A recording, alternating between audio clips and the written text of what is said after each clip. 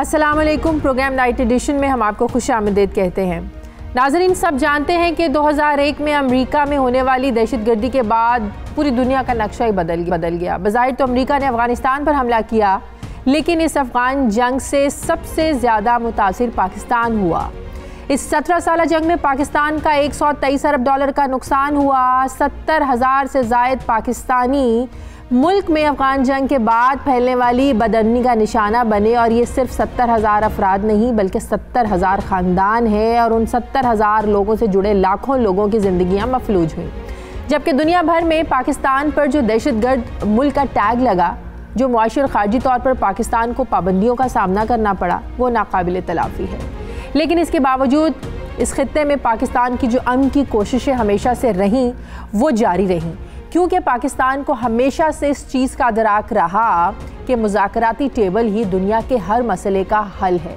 इससे पहले भी कई बार अफ़गान तालिबान और अमेरिका में मुज़ाकरात हुए, लेकिन हमेशा किसी न किसी वजह से डेडलॉक होता रहा और मुज़ाकरात बग़ैर नतीजा ख़त्म होते रहे, नाकाम रहे।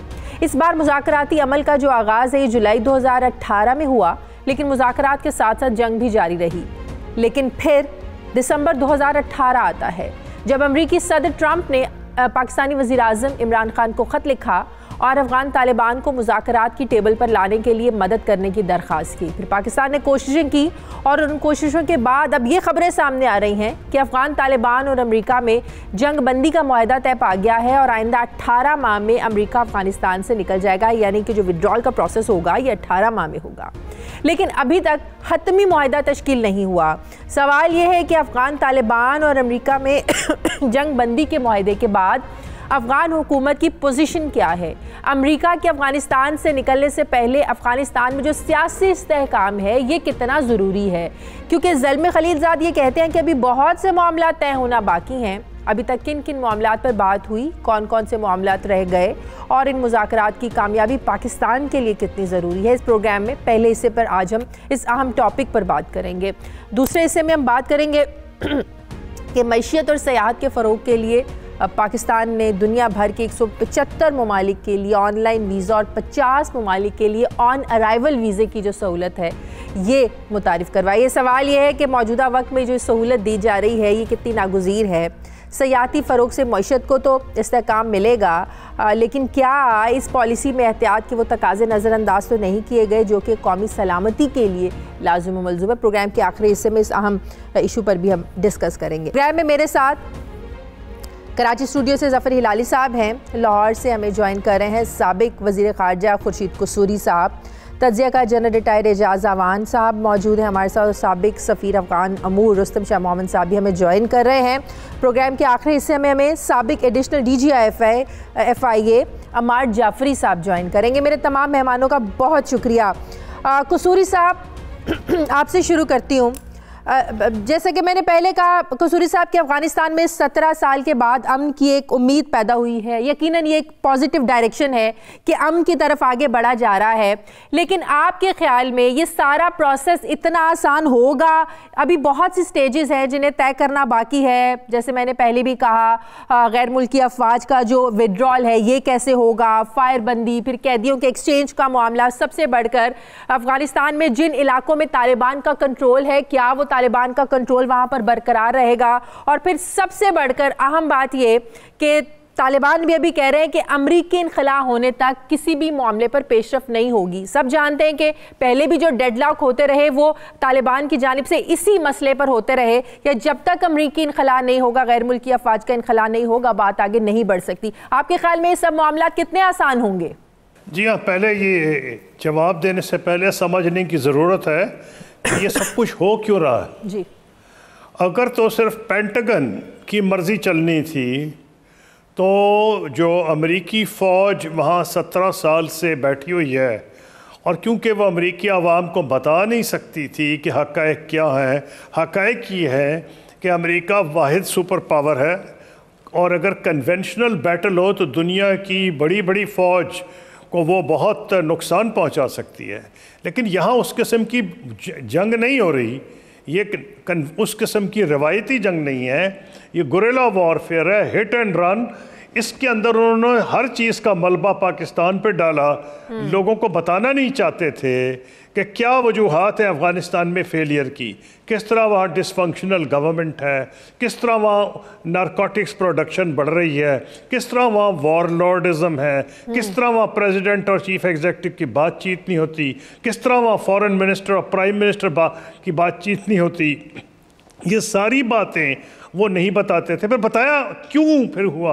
ये उस वक्त हुआ जब प्रेसिडेंट ट्रंप ने बिल आखिर फैसला कर लिया कि वो फौजें निकालेंगे, और उन्होंने पेंटागन को भी और अमेरिका के दूसरे इदारों को मुश्किलात में डाल दिया, ये कह के कि वो शाम से तो 2000 फौजी निकाल लेंगे, लेकिन आज हमारा मामला अफ़गानिस्तान का है, मैं उस पर ही लिमिट करूँगा, और आधी फ़ौज अफ़गानिस्तान से निकालेंगे।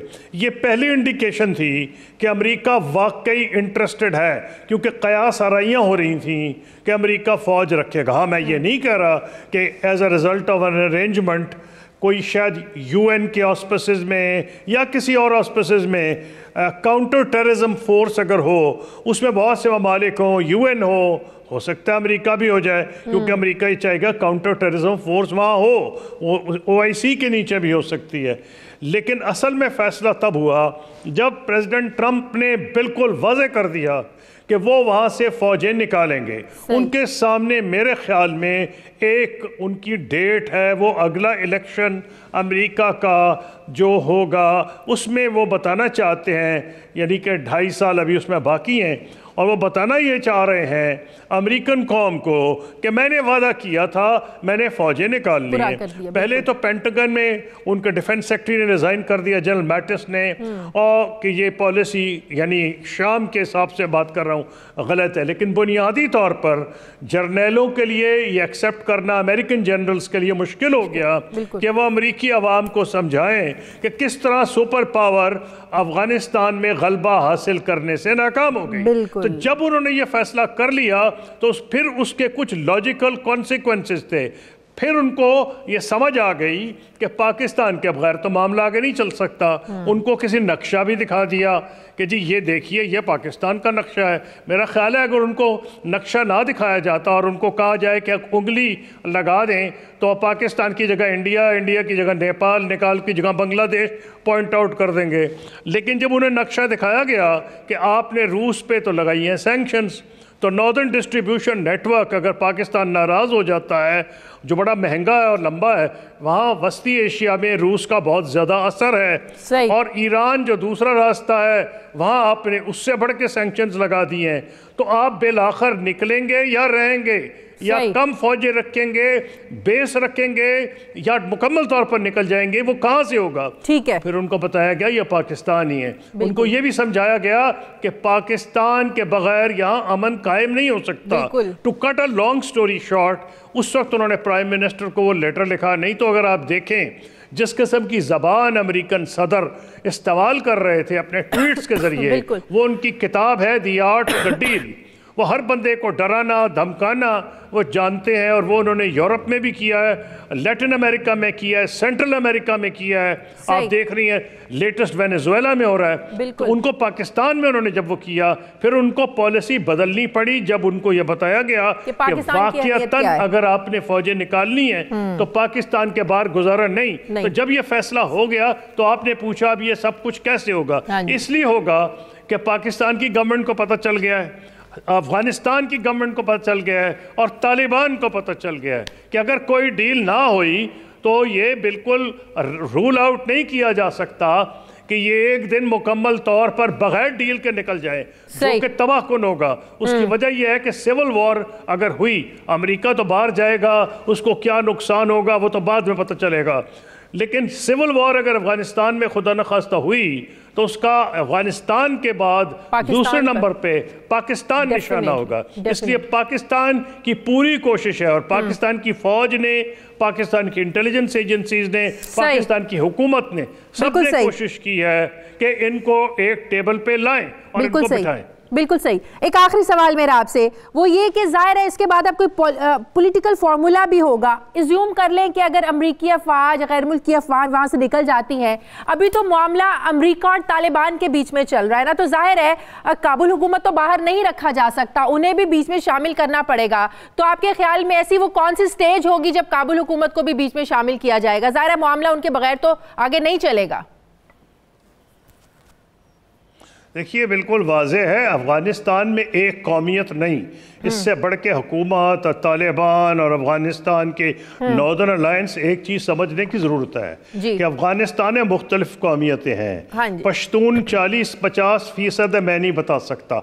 अगर आप ताजिक से पूछें तो अपना नंबर बढ़ा देते हैं, पश्तूनों को कम कर देते हैं, लेकिन बाहर सूरत सबसे बड़ी कौमियत पश्तून है, लेकिन जो ताजिक है वो भी 25% के करीब है और वो बहुत डोमिनेंट है बहुत से एरियाज़ में।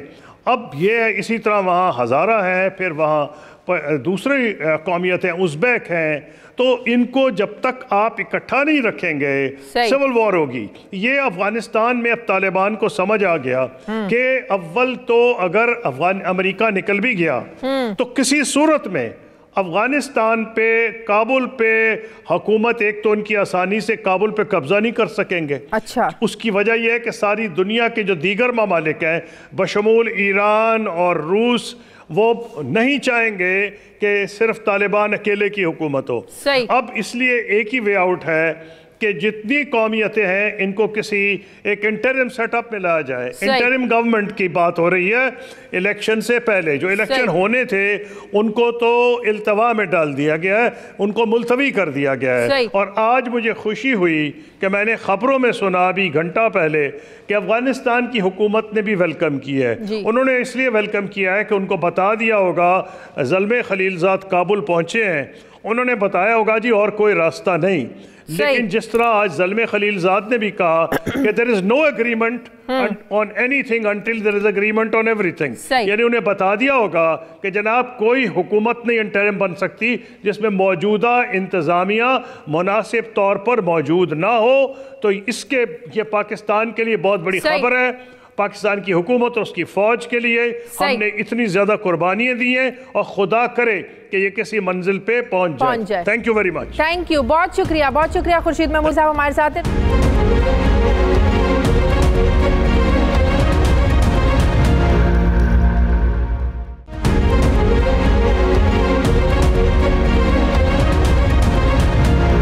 रुस्तम शाह मोहम्मद साहब, अभी जो हम बात कर रहे थे कि पॉलिटिकल फार्मूला भी कोई होगा जाहिर है बाद में, लेकिन काबुल हुकूमत आपके ख्याल में तालिबान को किन शराइत पर अकोमोडेट कर सकती है? क्या गिव एंड टेक हो सकता है? तालिबान के लिए ऐसी कौन सी शराइत हो सकती हैं जो वो आसानी से मान ले और मामला दोबारा से डेडलॉक की तरफ ना जाए?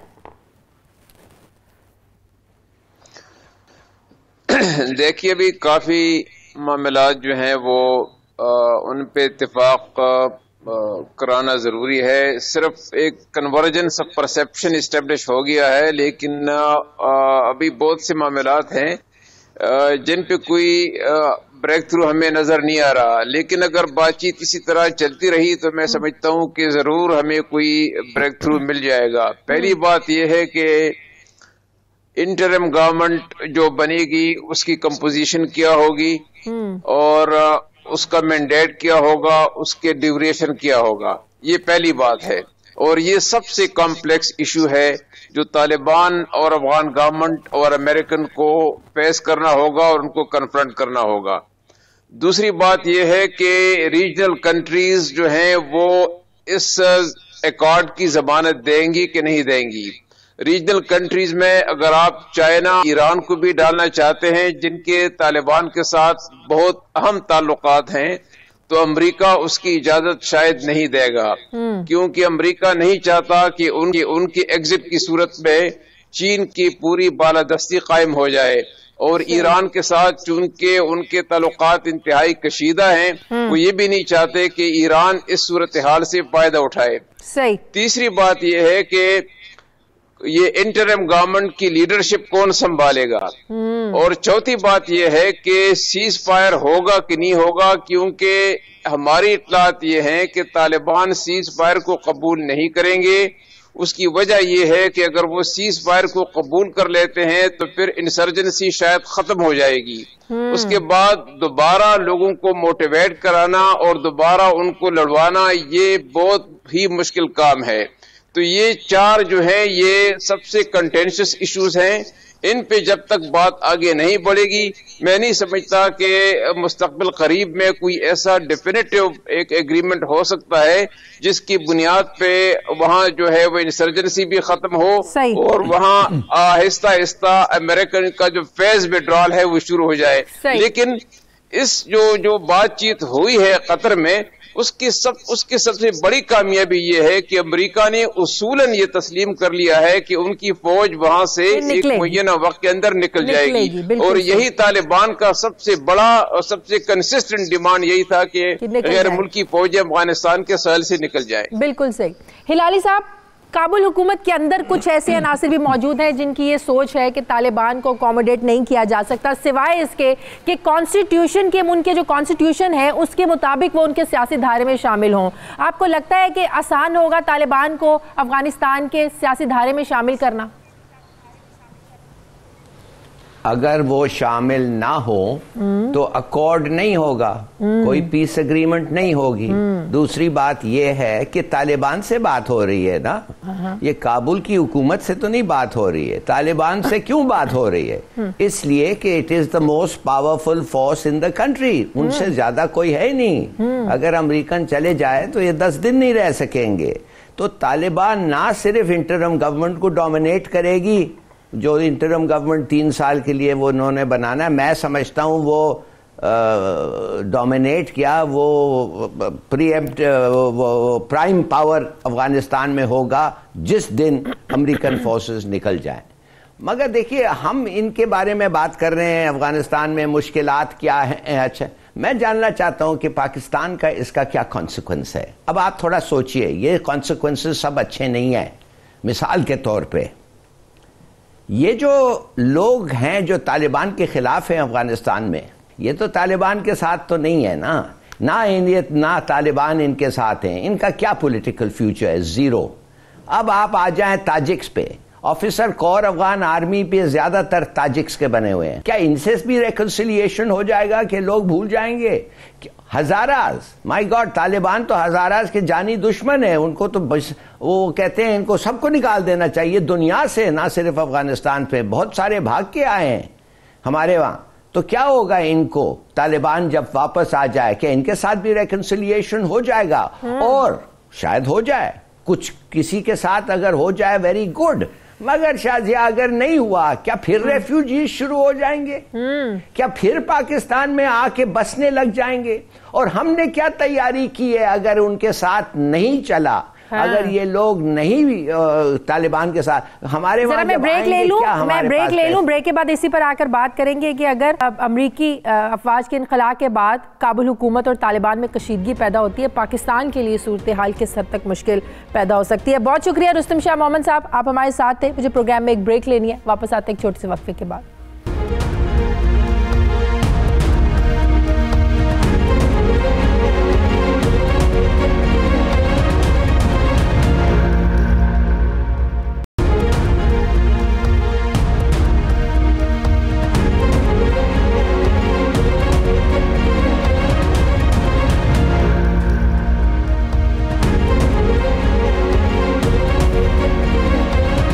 के बाद खुशामदीद। जल साहब, इस बात को भी मद्देनजर रखना ज़रूरी है कि अगर किसी स्टेज पर तालिबान और काबुल हुकूमत के दरमियान कशीदगी पैदा हो जाती है तो पाकिस्तान के लिए किस हद तक मुश्किल सूरत हाल, कैसी सूरत हाल पैदा हो सकती है? क्योंकि हम भी जानते हैं कि यहाँ पर पाकिस्तान में बहुत से मजहबी अनासिर ऐसे हैं, ज़ाहिर है, जो फिर तालिबान की सपोर्ट शुरू कर देंगे जैसे माजी में किया करते थे। तो किस किस्म के मसाइल पाकिस्तान के लिए पैदा हो सकते हैं?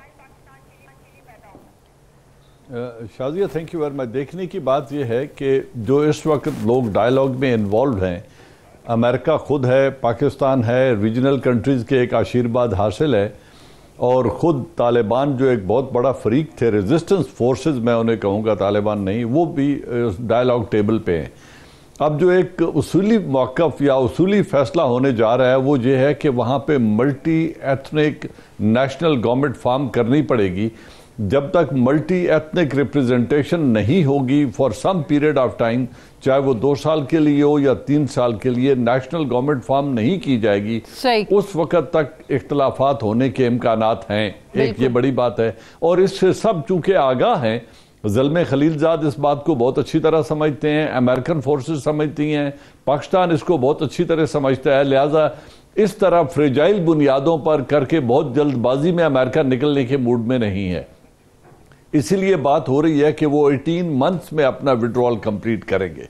दूसरी बात जो समझने की है वो ये है कि जो प्रेजेंट अशरफ गनी गवर्नमेंट है, जो अभी तक इस को रेजिस्ट कर रही थी और जिसको तालिबान ट्रू रिप्रेजेंटेटिव नहीं समझते थे, उनको अब इस बात पे ज़ल्मे खलीलजाद और अमेरिका ने आमादा करना है, क्योंकि वो टोटली डिपेंडेंट हैं अमेरिकन सपोर्ट के ऊपर, वरना वो न मुल्क में कंट्रोल हासिल कर सकते हैं, न अपनी 1.5 लाख फौज को मेंटेन कर सकते हैं, न वो रीजन पर कंट्रोल, इस एरिया पर कंट्रोल हासिल कर रहे हैं, बल्कि उनकी रेट इरोड होती गई है over a period of time. सही। तो अब देखना यह है कि ये किन ठोस बुनियादों पर इसको आगे लेके चलते हैं, ये बहुत जरूरी है। और तभी अमेरिका 18 माह के बाद निकलेगा और पाकिस्तान आर्मी की रिप्रेजेंटेटिव लगता है तब तक मामला डेडलॉक का शिकार रहेगा, क्योंकि तालिबान ने आज कह दिया है कि जब तक डेडलॉक का नहीं, फिर नहीं, वो कहते हैं किसी मामले पर पेशरफ्त नहीं हो सकती, उस पे नहीं, प्रिंसिपल एग्रीमेंट हो गया है। हाँ। देखिए ना, जो ग्राउंड रियलिटीज हैं उनको एक्सेप्ट कर लिया गया है। अमेरिका ने ये बात कह दी है कि मैं यहां से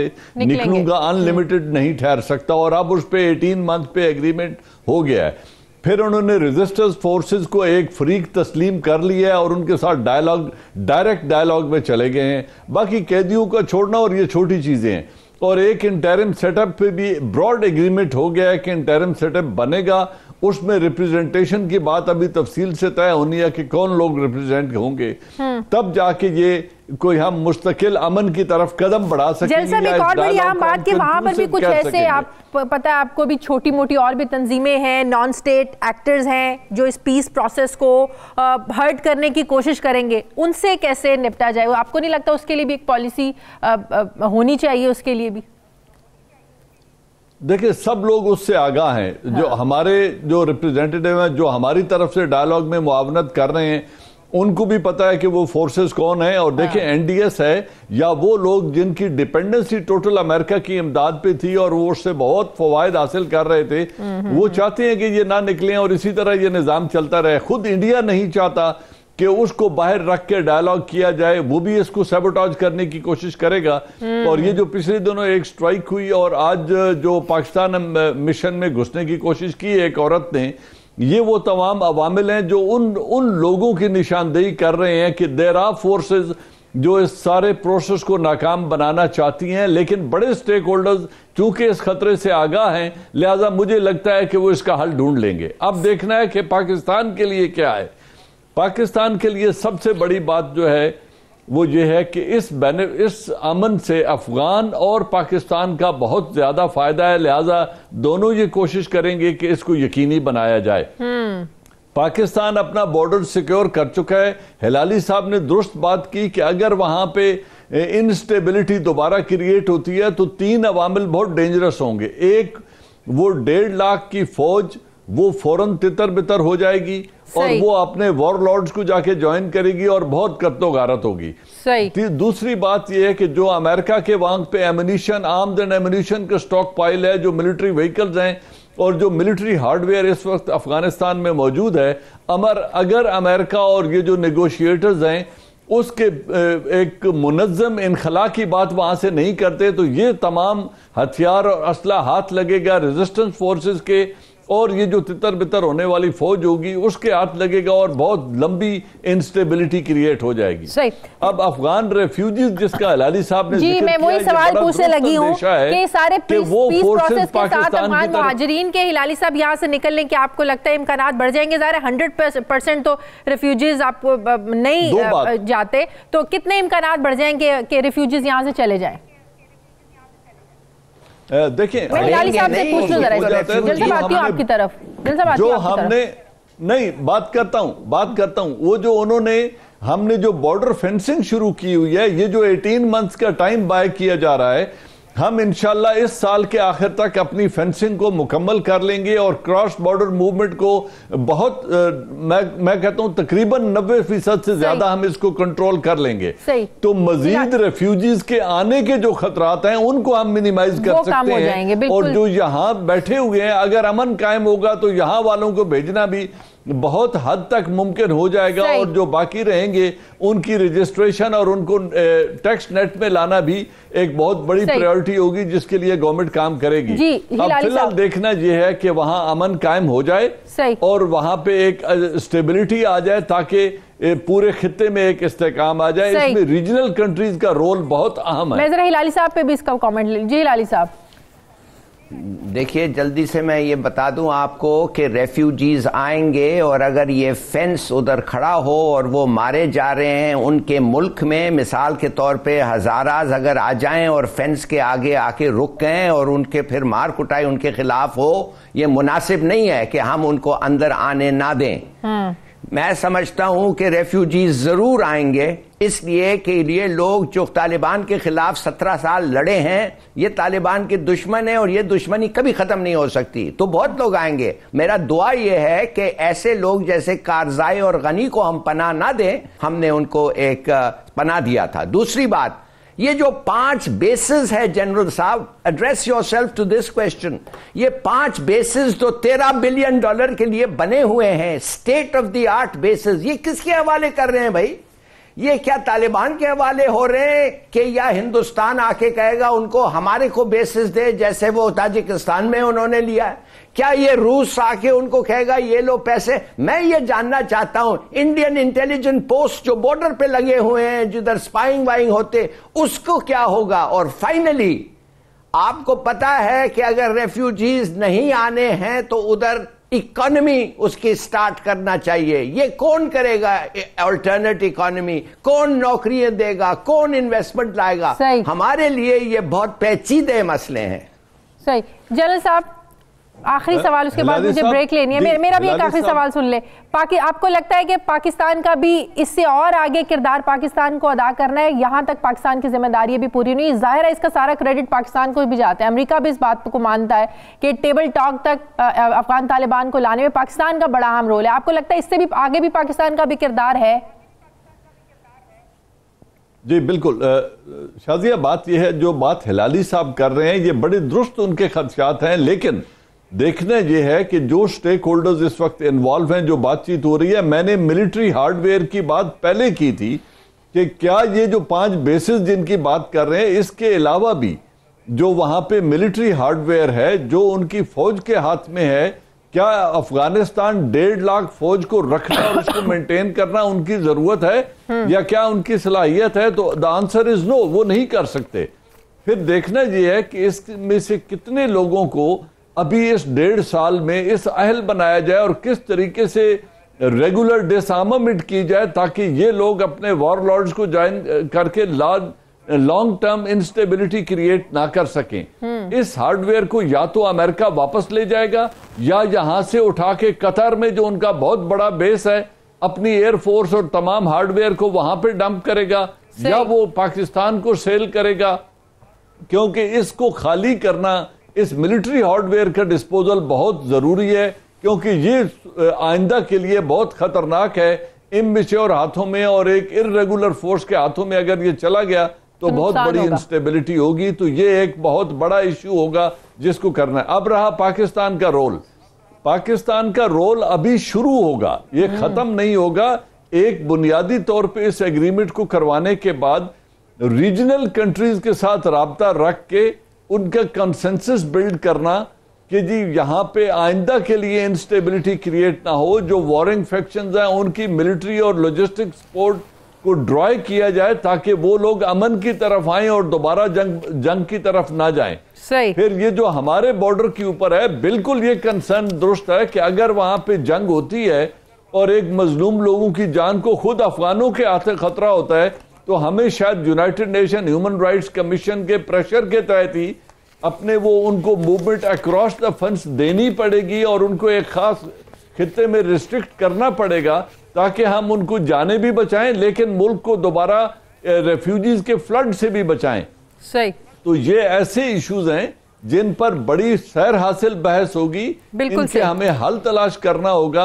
और यही वो बात है जो ज़ल्मे खलीलजाद कह रहे हैं कि अभी बहुत से मामलात हैं जो तय होना बाकी हैं, बड़ी स्टेजेस हैं जिनको दूर करना है और ये आसान नहीं होगा। ठीक है, मुझे प्रोग्राम ब्रेक लेनी है, ब्रेक के बाद वापस आएंगे तो बात करेंगे कि पाकिस्तान ने जो इनकलाबी एक नई वीज़ा पॉलिसी मुतारिफ करवाई है, इसके क्या असरात होंगे। एक छोटे से वक्त के बाद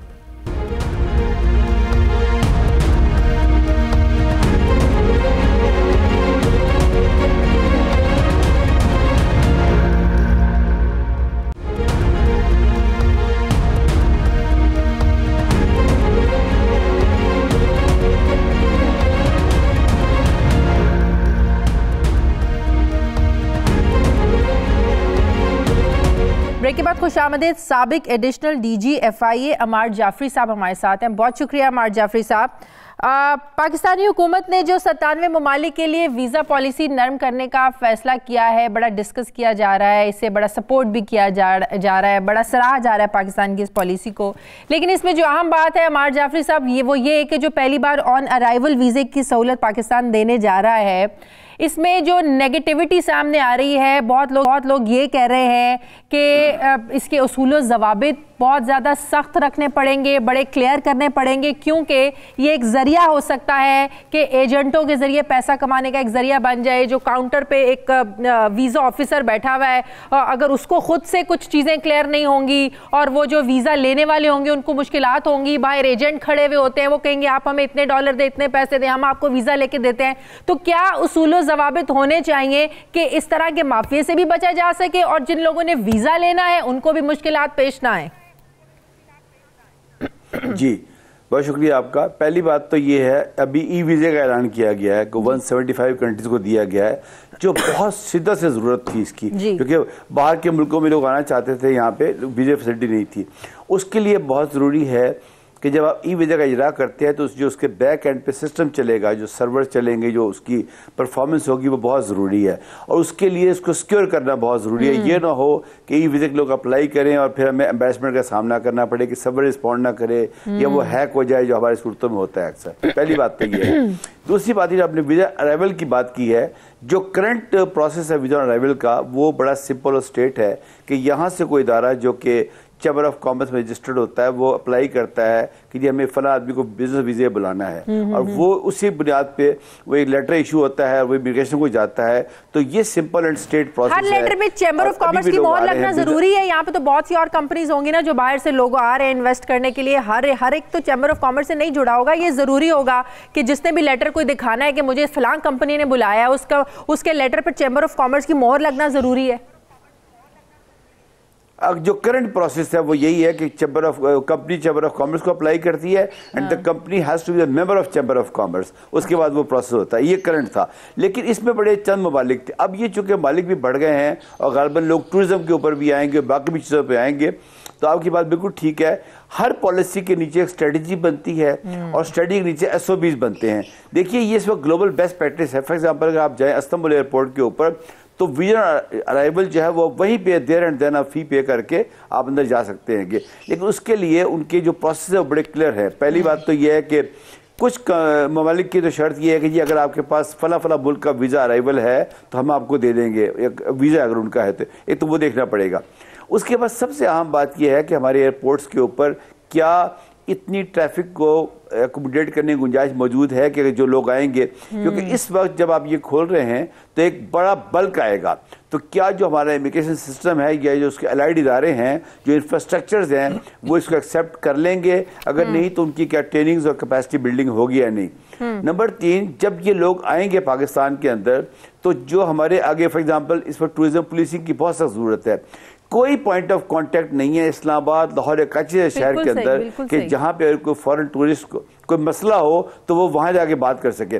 वहां पे highly qualified trend police man बैठी होनी चाहिए। देखिए पॉलिसी बनाना तो आसान काम था, बन गई है। अब इसके जो है ना SOPs, that should be in the light of the global best practices. Global best practice क्या है कि अब फॉर एग्जाम्पल हमारे यहाँ पहले था कि पुलिस वेरिफिकेशन, चंद ममालिक के लिए they have to report to the police station, वो देखना पड़ेगा कि उनमें से कौन से ममालिक हैं कि वो पुलिस स्टेशन जाएंगे। उसके बाद हमारे तमाम डिपार्टमेंट्स के अंदर कोई ऑनलाइन लिंकेजेस मौजूद नहीं हैंगे। बाहर के मुल्कों में अगर आप जाएं तो अगर एक एयरपोर्ट पे एक आदमी एंटर हुआ है तो उसकी रिपोर्ट 6 जगह पहुंच जाती है। बस फॉर एग्जांपल हमारे होटल्स लिंक नहीं है, हमारी रेंट ए कार लिंक नहीं है। बिल्कुल सही। एक और मैं एलिमेंट इसमें निशानदेही करना चाहूंगा, खुदा ना खास्ता इसके यानी कि जरिए कुछ ऐसे लोग ना मुल्क में आ जाएं जिनको हम नहीं बुलाना चाहते अपने मुल्क के अंदर किसी वजह से, सिक्योरिटी पॉइंट ऑफ व्यू से, उनको रोकने का कोई फायदा नहीं है। सिर्फ अपने सिस्टम को अपडेट करना है ताकि वो किसी और होटल में ठहरें तो हमें पता हो यहाँ ठहरे हुए हैं। अगर वो क्रेडिट कार्ड अपना यूज करें पता हो, सिक्योरिटी सिस्टम स्ट्रांग होना चाहिए और इसके अलावा एयरपोर्ट पे भी सहूलियात को बढ़ाना चाहिए। हिलाली साहब, कितना बड़ा और अहम फैसला है ये इस हुकूमत का?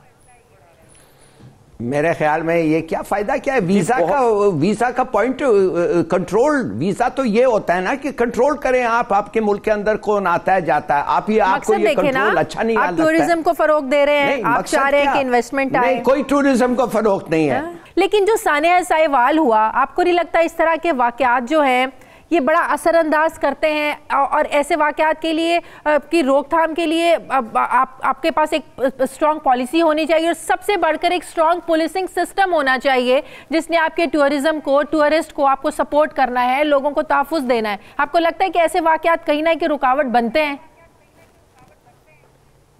जी शाजिया, देखिए रुकावट बनना एक बात है, ये एक बहुत अच्छी पॉलिसी ज़रूर लग रही है, लेकिन देखना ये है कि क्या हम कैपेसिटी बिल्डिंग कर पाएंगे। कैपेसिटी बिल्डिंग एक बड़ा टर्म है जिसमें आपका एयरपोर्ट पे हैंडलिंग है, आपकी होटल मैनेजमेंट है, आपका उनको तहफ़्फ़ुज़ देना है, आपका उनको बेहतर पॉलिसिंग प्रोवाइड करना है, ये बहुत सारी चीज़ें हैं। फिर ड्रग कंट्रोल है, फिर सेक्स ट्रैफिकिंग है, ये जो जिनकी बात अभी हिलाली साहब कर रहे हैं। अगर सेंट्रल एशिया और दूसरे तीसरे मुल्कों के लड़कियां इधर आना शुरू हो जाएं तो इस मुल्क में क्या होगा। तो देखना यह है कि हमने ये ऐलान तो कर दिया, लेकिन इसको किस तरीके से हैंडल करते हैं। तो बेस्ट प्रैक्टिस यही होगी जो हिलाली साहब जिसकी तरफ इशारा कर रहे हैं। मैं खुद बाहर सफीर रह के आया हूं पाकिस्तान का। हमारे जो 100 से ज्यादा मिशन हैं दुनिया में, उन मिशंस को ये कहना कि आप वीजा के प्रोसेस को आसान तरीन बनाएं, उनकी वेरिफिकेशन और मुल्क में कागजात ना भिजवाएं, आप यहां से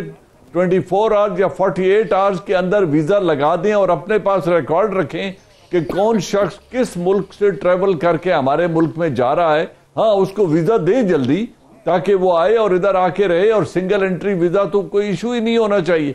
तो इसके लिए मेरे ख्याल में इसको रेगुलेट करना, इधर मुल्क के अंदर कैपेसिटी बिल्डिंग करना और अपने सिक्योरिटी कंसर्न, हमारे मुल्क में हमारे मुल्क के साथ एक इतना बड़ा दुश्मन मुल्क की सरहदें लगती हैं जिसकी 1 अरब से ज्यादा आबादी है। अगर ये नेपाल, भूटान, जिस तरह इन्होंने इसको लॉन्च किया कुलभूषण यादव को ईरान से थर्ड कंट्री लॉन्चिंग करते हैं, तो अगर ये नेपाल, भूटान, श्रीलंका और बांग्लादेश और इन नेबर्स के जरिए ही अपने बंदे भेजने शुरू कर दे तो ये एक एम्बैरेसिंग सिचुएशन क्रिएट हो सकती है, जो ये वीजा ओपनिंग इतनी बदनाम हो जाएगी कि लोग आने से फिर डरना शुरू हो जाएंगे। जाफरी साहब, आप भी शायद एग्री करेंगे, वो सिक्योरिटी रिस्क की बातें की जा रही हैं जिसको एड्रेस करना बहुत जरूरी है। उसका तरीका है जी। उसके लिए मेरी सबमिशन ये होगी, तरीका ये होगा, पूरी दुनिया में ऐसा होता है कि जब एक टूरिस्ट लैंड करता है तो उसकी अराइवल जो है वो फौरी तौर पे पुलिस को इन्फॉर्म हो जाती है। उसका जो स्टे होटल के अंदर वो सिस्टम ऑटोमेटेड होता है। देखिए वो सिस्टम मौजूद है इस वक्त। जब आप होटल में ठहरते हैं कोई फॉरेनर आके, तो जो पुलिस है, स्पेशल ब्रांच का आदमी डेली जाके रिपोर्ट लेता हैगा, लेकिन वो कागज उसके पास ही रहता हैगा, उसको ऑटोमेट होना चाहिए। देखिए हर एक का एक यूनिक पासपोर्ट नंबर होता हैगा।